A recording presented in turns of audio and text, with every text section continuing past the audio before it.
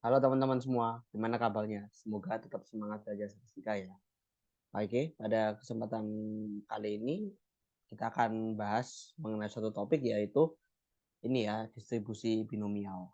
Nah, sebelum kita lihat rumusnya, kita lihat dulu apa sih yang dimaksud dengan eksperimen binomial. Nah, di sini eksperimen binomial itu sebuah eksperimen yang memenuhi beberapa syarat sebagai berikut.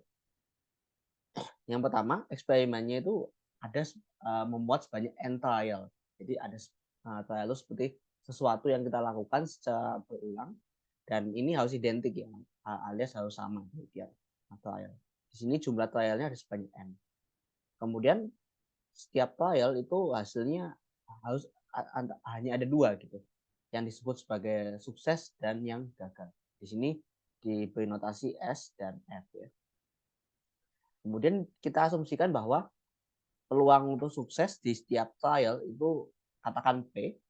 Jadi peluang sukses di setiap trial itu sama semua gitu, samakan P. Dan nanti peluang untuk gagal yaitu 1 min P atau di sini ditulis Q itu juga nanti setiap trial sama. Jadi di trial manapun peluang untuk sukses itu nilainya sama, itu sama dengan P. Kemudian nanti di sini karena berkaitan dengan random variable, outcome-nya itu ini ya, outcome-nya adalah jumlah sukses di percobaannya. Dan oh ya, jadi kelewat yaitu tiap trial memberikan outcome yang independen. Dalam artian tiap trial itu tidak saling mempengaruhi satu sama lain. Jadi misalkan di trial pertama menghasilkan S, itu tidak akan mempengaruhi hasil di trial kedua. Nah, itu tadi 5 syarat agar eksperimen itu bisa disebut sebagai eksperimen binomial. Oke, untuk lebih jelasnya kita lihat satu contoh di sini. Nah, di sini ada 4 koin yang di flip ya. Kemudian keempat koin ini identik ya. Tapi peluang head sama tailnya nggak sama ya teman-teman. Di sini peluang headnya sebesar 1/4 dan peluang tailnya sebesar 3/4. Jadi ini koinnya nggak imbang gitu ya. Tapi dia identik 4 poin itu sama yaitu peluang hanya 1/4 dan peluang tailnya 3/4. Kemudian di sini tentu saja kita bisa asumsikan outcome tiap trial itu dia independen ya, teman-teman. Karena tidak saling mempengaruhi. Berarti di sini dia udah memenuhi syarat nomor 4 gitu. Kemudian di sini nomor 1 juga terpenuhi karena ini ya kita ngeflip 4 kali dan ya berarti keempat trialnya itu identik. Kemudian setiap kali melempar koinnya hasilnya ada hanya dua, yaitu head and tail. Nah, nanti salah satu bisa kita pandang sebagai sukses, yang satunya yang failure ya. Kemudian tiap percobaan itu sama ya, peluang suksesnya sama yaitu 0,25. Katakan kalau kita pandang hal sebagai sukses dan value 0,75 tetap sama semua. Kemudian independen tadi udah. Kemudian nomor 5 di sini yang kita tanyakan probabilitas 3 tail didapat gitu. Jadi berapa peluang 3 tail itu muncul. Nah, di sini memenuhi yang nomor 5 yaitu variabel random x-nya itu menunjukkan jumlah sukses. Nah, berarti di sini karena pertanyaannya adalah jumlah ini ya tail, berarti nanti yang dianggap sebagai sukses di sini adalah tailnya. Jadi di sini kita asumsikan suksesnya itu adalah tailnya. Itu kalau muncul tail gitu ya. Sehingga di sini nanti P kecilnya itu probabilitas tail 3/4 sama nanti Q-nya itu adalah 0, di sini kita apa namanya? Kita mau cari peluang 3 tail muncul. Di sini kita lihat dulu. Ini kita belum pakai rumus binomialnya ya teman-teman ya. Kita lihat dulu dari analisis sample space kemudian nanti eventnya. Oke, di sini kita lihat sampel space dari eksperimen ini adalah ini ya, sebuah vektor 4 tupel A1, A2, A3, A4 di mana ini masing-masing menampilkan outcome dari pelemparan poin pertama, kedua, ketiga, keempat. Maka dari itu nanti AI-nya itu antara H atau T. H melambangkan head, T melambangkan tail. Oke, di sini yang kita mau adalah kejadian 3 buah tail muncul gitu ya. Nah, kalau 3 tail berarti head-nya cuma ada 1. Kemudian kita bisa definisikan A itu adalah kejadian bahwa 3 tail didapat. Kemudian kita mencoba melakukan listing ininya ya, H itu apa aja gitu. A itu apa aja isinya. Nah, di sini karena kita tidak kan 4 kali melempar poin, kita tidak bisa mengatur yang pertama itu H, yang kedua itu T, itu nggak bisa. Maka dari itu kita mesti melist semua kemungkinan yang ada. Di sini kalau kita list ada 4 kemungkinan. Yang pertama tail terus 1, 2, 3, baru keempat H, kemudian hanya muncul hanya di yang ketiga, kemudian hanya muncul di kedua aja, dan terakhir hanya muncul cuma di paling depan. Sini udah semua kita list, nggak ada yang ketinggalan ya teman-teman. Posisi penempatannya sudah semua gitu ya. Kemudian oke, di sini kalau kita perhatikan nanti A ini kan dia event, berarti himpunan. Nah, kalau misalkan nanti sebentar kita maju dulu ke betulnya. A itu nanti kalau dipandang sebagai gabungan 4 himpunan ini, kita akan lihat keempat himpunan ini itu mutually eksklusif ya. Tiap 2 irisannya itu kosong, dan kalau digabung kembali dia kembali ke A. Maka nanti PA itu bisa dihitung dengan menjumlahkan probabilitas dari keempat outcomes. Nah, sebelumnya kita lihat dulu nilai dari para outcome. Oke, probabilitas outcome pertama, berarti sini tail 3 pertama tail baru H. Nah, di sini kan dia kita asumsikan independen. Tiap outcome per trial itu independen. Berarti karena dia independen, nanti probabilitas di sini T, T, T, H itu nanti sama dengan nilai ini, teman-teman. Ini saya ini. Berarti karena independen, berarti nanti yang ini itu sama aja kita ngalihkan peluang tail kali peluang tail kali peluang tail lagi baru kali H. Jadi benar-benar keempat ini bisa dipisahkan gitu. Mencari peluangnya vektor ini kita pisahkan seperti ini. Peluang tail 3 kali terus peluang H. Berarti nanti di sini peluang tailnya 34, 35, 34, baru sini hanya pH-nya seperempat. Jadi dia 34 3 kali ngali terus kali seperempat gitu. Ini bisa kita lakukan karena dia independen ya. Kemudian hal yang sama juga untuk outcome kedua ini. Di sini TT, HT, berarti nanti sama seperti yang pertama, di sini peluang T, sini peluang H, sini peluang T ya. Nanti hasilnya seperti ini. Sama di sini 34, 34, di sini semua 4, di sini 34. Cuma beda posisinya aja ya. Kemudian yang terakhir juga nanti sama seperti ini. 1, 2, 3. Itu kalau ya. Oke. Terus kita lihat yang berikutnya, yang outcome keempat itu yang ini. Jadi kan seperti ini ya.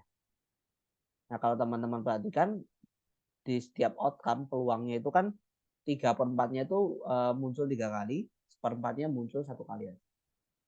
Kemudian karena mekanik bilangan, ya nanti hasil tiap outcome itu adalah ini. PA untuk setiap A anggota A itu adalah 3/4 pangkat 3 kali seperempat. Ini kan kalau Anda teman-teman perhatikan cuma beda cuma beda arrangement-nya aja, 3/4 sama seperempat. Seperempatnya ada 1, 3/4-nya ada 3. Cuma beda penempatannya aja gitu ya, karena kita melakukan listing semua kemungkinan. Jadi nanti setiap outcome itu nilainya ya segini, 3/4 pangkat 3 kali seperempat.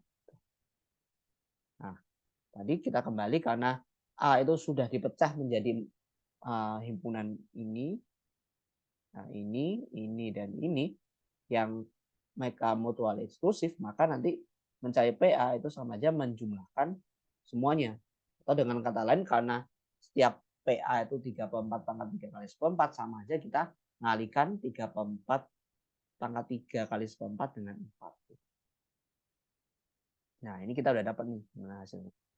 4 kali peluangnya, jadi 3/4 peluang tel pangkat 3 dan 4 kali peluang H. Kemudian kita perhatikan nih angka 4 di sini.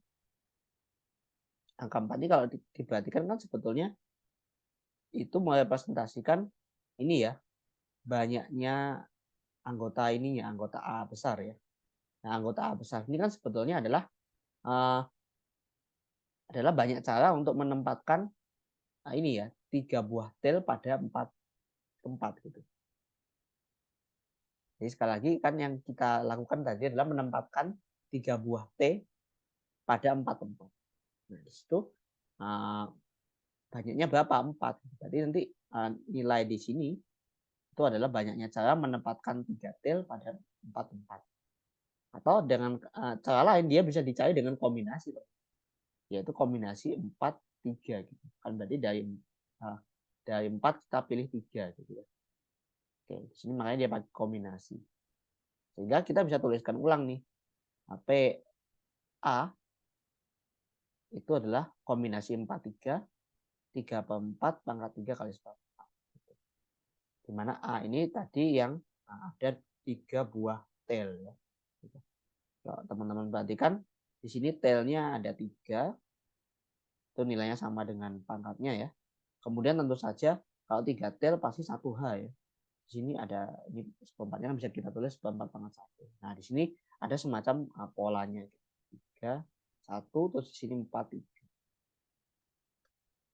Nah, di situ ada polanya dan nanti kita bisa rumuskan secara umum ketika X-nya itu adalah memiliki atau X-nya itu di variabel random X itu dibangun dari sebuah eksperimen binomial.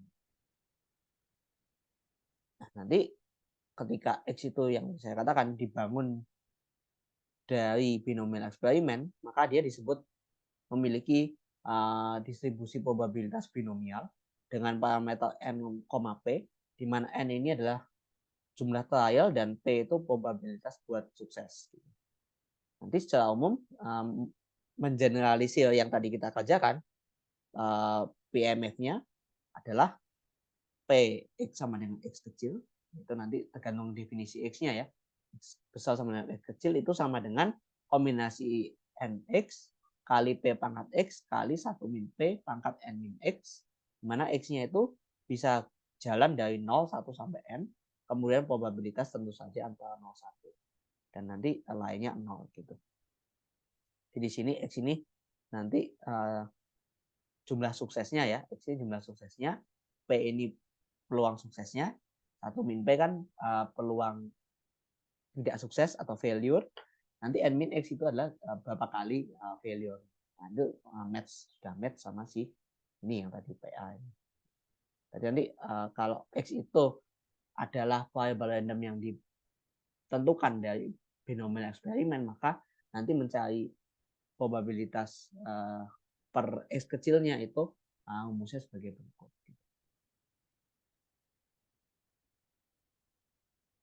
Nah, misalkan di soal tadi yang melempar 4 koin itu X itu kita definisikan sebagai jumlah ini ya, jumlah tail yang muncul, tadi tail yang sukses, maka X ini memiliki ini ya, distribusi binomial dengan parameternya N sama dengan 4 dan P-nya sama dengan 3/4.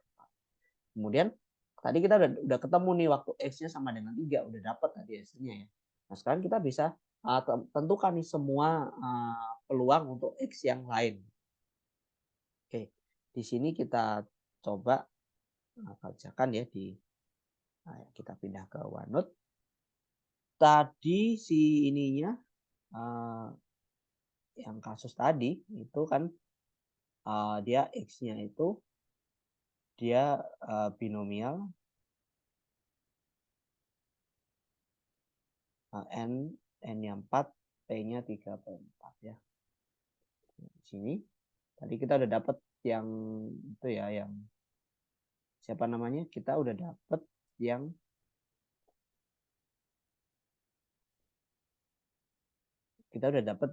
X sama dengan 3 ya. Nah, nanti untuk berikutnya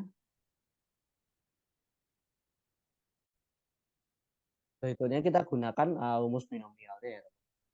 Di sini berarti nanti Px besar sama dengan X kecil, saya pakai lambang ini, itu adalah kombinasi 4X. Nanti di sini P kecil, P kecilnya pangkat X, terus 1 min P-nya pangkat 4 kurangi X, dimana P kecilnya si 34 tuh ya. Jadi kita udah dapat Px sama dengan 3, terus kita bisa tentukan yang lain. Misalkan ini Px sama dengan 0, X kecilnya kan 0, berarti inputkan 40 kali ini, P-nya 34 pangkat 0 kali 1/4 pangkat 4 ya. Itu Px sama dengan 0. Nah, nanti bisa disederhanakan sendiri ya teman-teman ya. Untuk X sama dengan 1 itu 41 34 pangkat 1 kali 1/4-nya ini pangkat 3. Kemudian tadi X2 udah belum ya, X2 ya. X sama dengan 2 itu nanti kombinasi 42, di sini 34 pangkat 2 kali 4 pangkat 2 ya. Tadi X3 udah ya, nggak saya tulisin. Nah, tinggal nyalin yang tadi contoh. Nanti 4 berarti dia 4. Di sini 34-nya udah pangkat 4. Habis ya, ini 4-nya pangkat 4. Udah, berarti nanti kita PMF-nya bisa dihitung masing-masing ya teman-teman ya.